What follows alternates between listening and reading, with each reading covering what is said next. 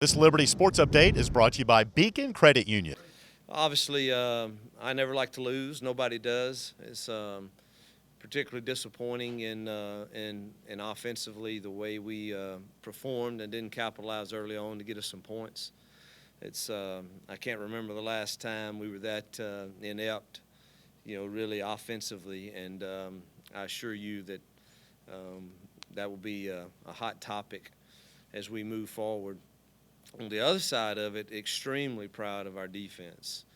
I just, to go from what stats said they were last year to how they played a very good Syracuse team, I thought was just remarkable. Ralph, made 9 tackles and really dominated the line of scrimmage when he was in there, and all 4 corners, Bejure and Emmanuel and Jimmy and Trey Clark, just really locked down their outside, a deep game. Elijah Benton was all over the field, just played a great game, as did some others. But so really pleased, and hopefully we can build upon that defensively and continue to be stingy with giving up points. And really the outside the couple of 3rd and 10 on the screen games that they hurt us with, the plan was solid. Scott called a great game. 4th and 1, we kind of sold out, and they popped the power play on us for the last score there. That happens sometimes when you sell out, but I just thought they did a great job. The energy was good, their passion was good, and then offensively, again, we just AGG played phenomenal. Duff played pretty good up front. Outside of that, no one received a grade to which we would think was a successful outing, and they know that, and they understand it now. We were playing a very good defensive front. That front was very talented, and their backers were better than we knew with the transfers that they got.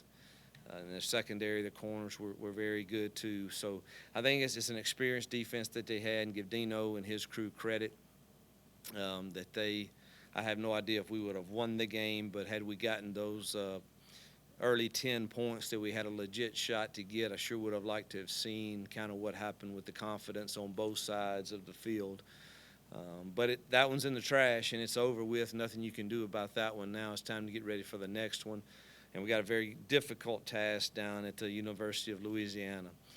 Billy Napier, I've known him for years, have great respect for him as a man. He's a great person of faith, and also a heck of a football coach, and he's doing a great job there in year 2. Louisiana has athletes throughout the state. They don't have to go very far to get their team and to recruit them, and it shows on the tape. Played SEC school last week to a 10-point game, which is I'm sure they wanted to win it too, but they were in the game and had a chance. Haven't gotten a chance to watch that in its completion yet to kind of know how it happened, but it has my attention. I do know that their 3 running backs are as talented as probably any we will face this year.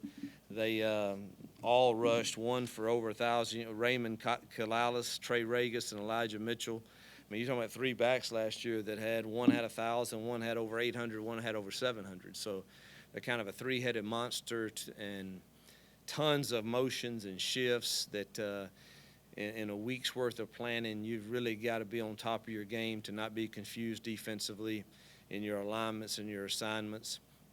And offensive line coming into the year, it was senior-laden, experienced.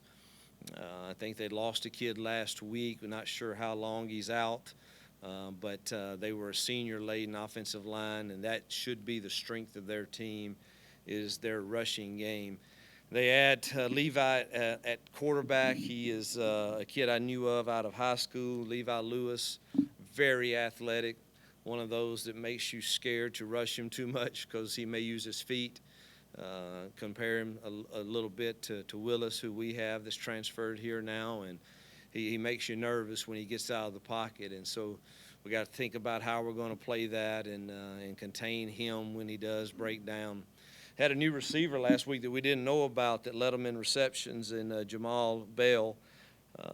He had over 100 yards receiving, and he was not one that was really listed anywhere coming into the year that we had on our depth chart already, because we kind of pre-planned for him in the summer. So that's a new kid that we've got to be aware of. But offensively, they're multiple. They were about 50-50 last week in rush pass.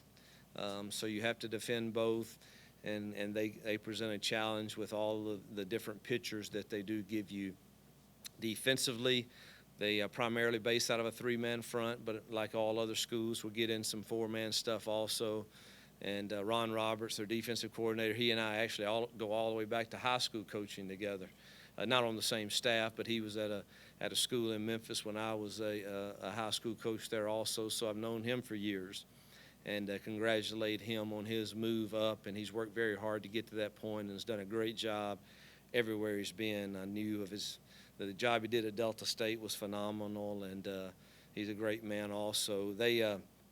I would say that the strength of their team is probably their front. I think they're bouncing between the 3 down and the 4 down always is a little bit of a guessing game that presents you as a play caller. But they are athletic up there. The linebackers run extremely well. Secondary-wise, they moved a kid that was a receiver last year, Michael Jaquette. He's a 6'2" kid that they moved from receiver to DB, and he was one of the more impressive ones that we saw last week. And Jaquez Boudreaux is, he was an all-conference player at linebacker last year that's returning also. So they present some different looks for you.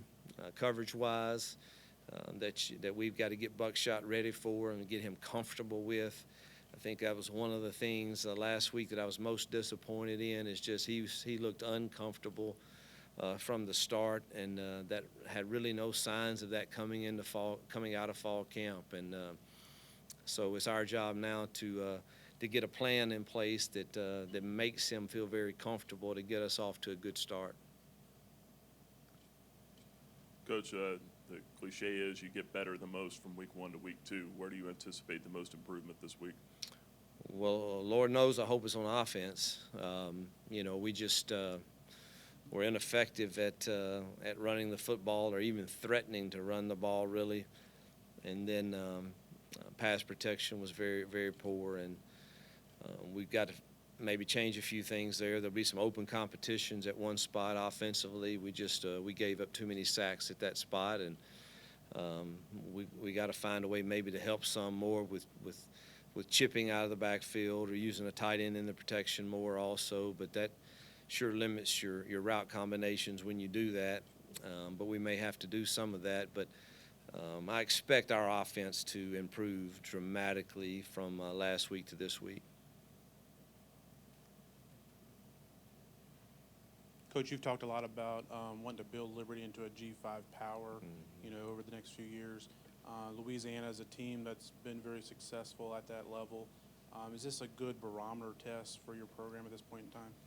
Yeah, I think year one is hard to tell what the barometer is, really, until you kind of get a roster that you feel like is made up of similar type recruited players as the schools that you're facing. Obviously, I love the kids we have here, and I love the effort they're giving us, and I think we're going to win some football games this year. But, it's kind of hard in year one to say exactly, how we match up with a school that's been at the G5 level for a while. That's hard for me to guess, hard for me to say. But every game is a barometer for sure. So, I thought the barometer the other night was we played a top 25 team here in our first game, and I thought it easily could have been a 10, 7-point game had we performed halfway decent offensively. And so there'll be another barometer this week against one of the Sun Belt's better teams traditionally. I coached in that conference, and Arkansas State and Louisiana and App State are three of the ones that you always think are going to be at the top of it. It's a very difficult place to play. If you haven't been there, they show up, and they show up for that game in numbers and droves, and they've had a good time all day before they get to kickoff. And it's it's a hostile place to play, and I've been down there once, and it was hostile. We were fortunate to get out of there with a win, but it was sure difficult. First, how's your back doing, and what plans do you have to make sure you can get down there for the Yeah. game and be in a position to coach, Yeah. since Louisiana's probably not going to accommodate you with a hospital bed in the coach's Yeah. box if you have to be up there? Yeah, first of all, again, the gracious care that Liberty has shown to me has been incredible. And they've been willing to do anything within their power to make it possible for me to coach. The most frustrating thing for me right now is I haven't been on the practice field with these kids in 15, 16 days. And I think it shows. And I don't mean that to say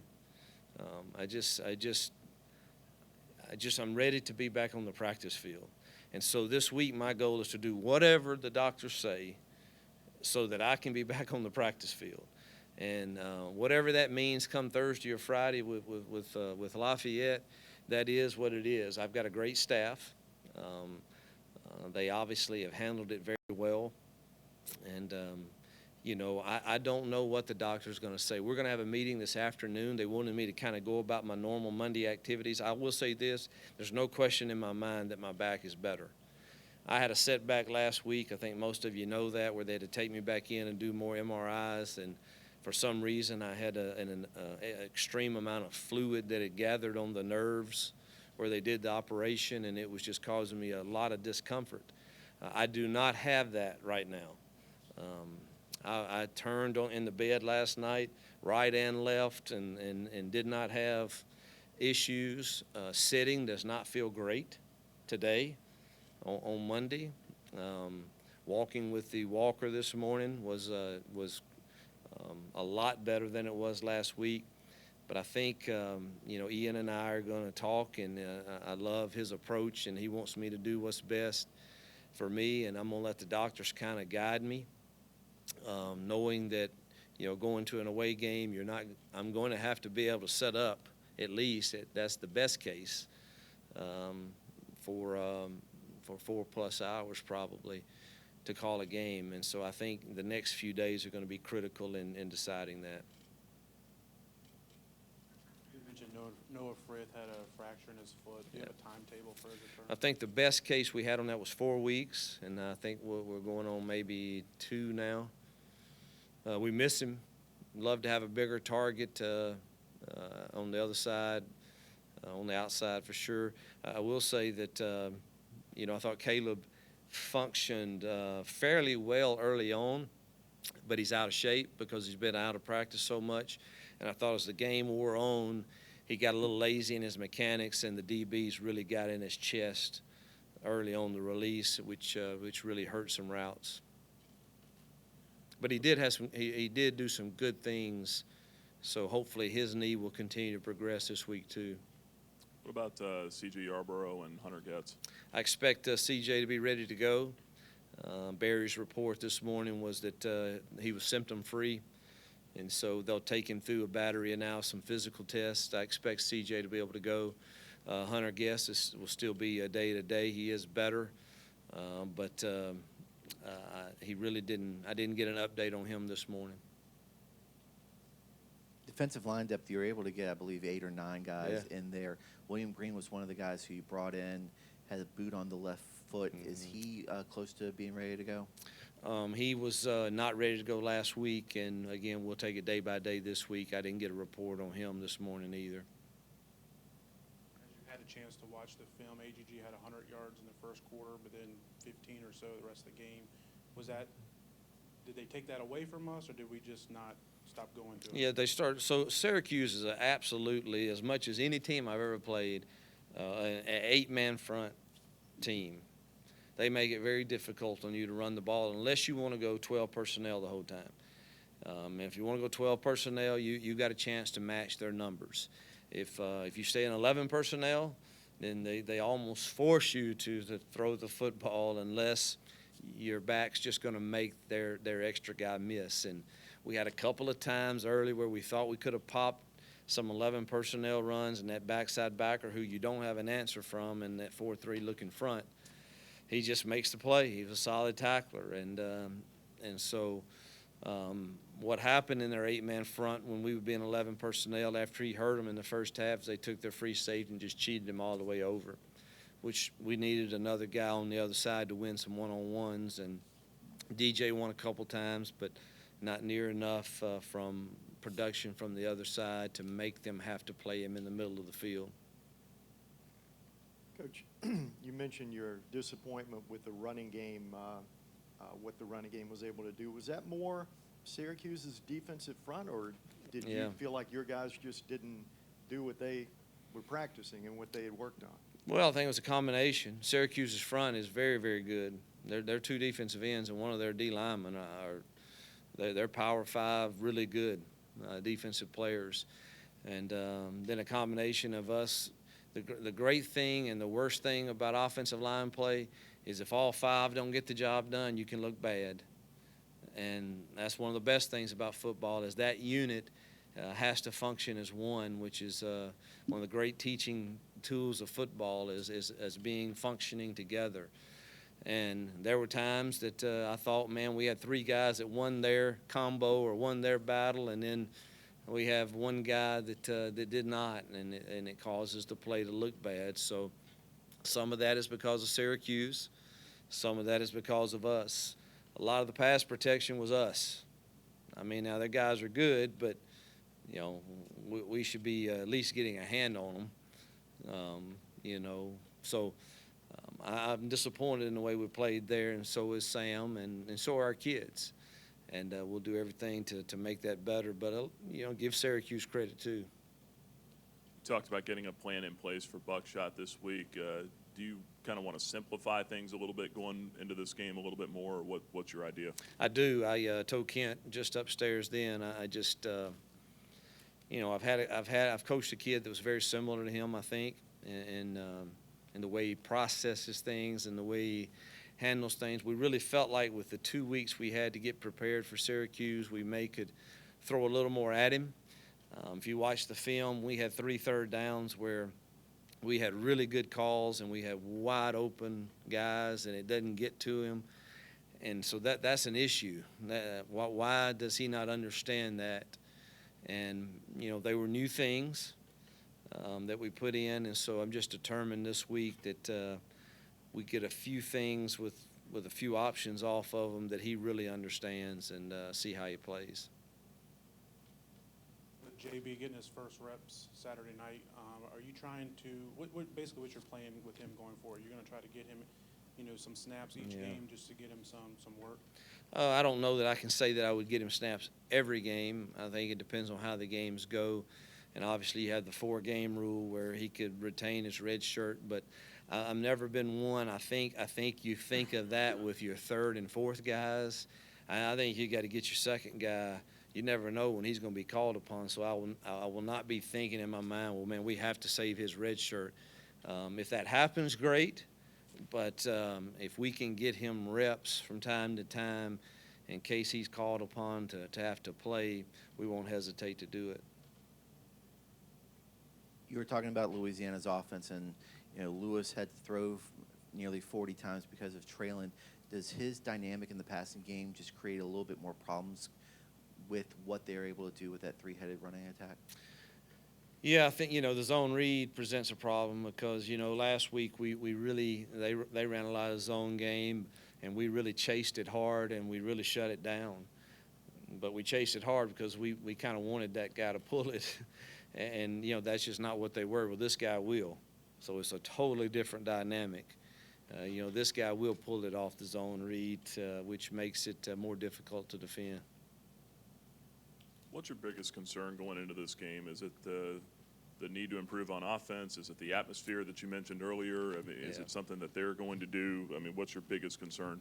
Yeah, I don't get too concerned about the atmosphere. I think that, you know, I'll be disappointed if our kids let an atmosphere kind of affect the way we approach a game. And I'll talk about that all week with them. That doesn't matter to us. Shouldn't. We're silent cadence most of the time. We don't. I mean, that should just really excite you that you get to go play in that kind of environment. And so I'll be disappointed if that has anything to do with us.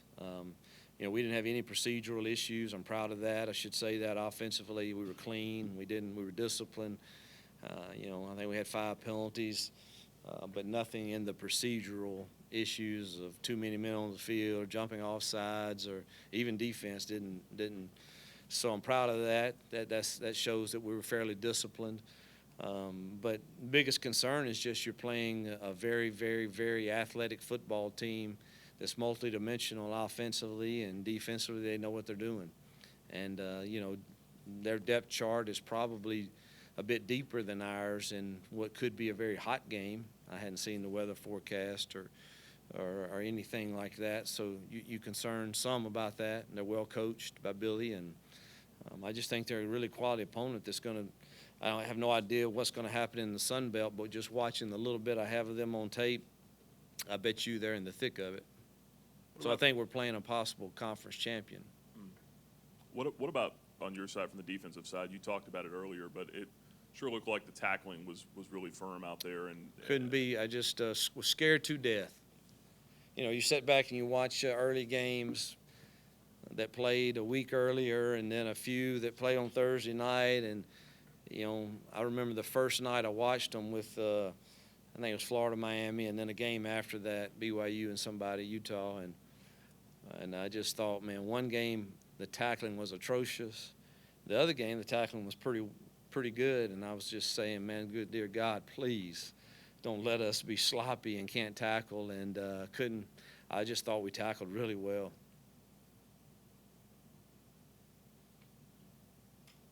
You mentioned the heat being a concern down there. Are you doing anything extra to prepare for that this week? We'll probably condition one more day than normal, probably Tuesday and Wednesday, get a little more conditioning in. We'll probably have to play a few more people early in the game than we did the other night, just to make sure. Elijah had way too many snaps. AGG probably took a few too many. Ralph probably a few too many. Jesse, a few too many. So we got a Bejour. I think just looking at it, I would say we got to be careful if it's really humid and hot to try to rotate some of those guys earlier.